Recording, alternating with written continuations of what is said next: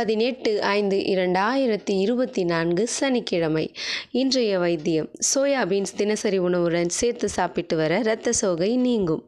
இன்றைய ராசி பலன்: மேஷம் நன்மை, ரிஷபம் பக்தி, மிதுனம் வெற்றி, கடகம் சுகம், சிம்மம் பயம், கன்னி நஷ்டம், துலாம் பாராட்டு, விருட்சகம் குழப்பம், தனுஷு பிரமை, மகரம் அமைதி, கும்பம் விவேகம், மீனம் அன்பு.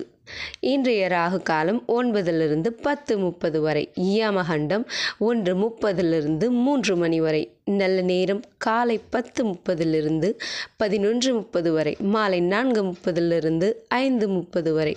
கௌரி நல்ல நேரம் பகல் 12:30 1:30 வரை, இரவு 9:30 10:30 வரை.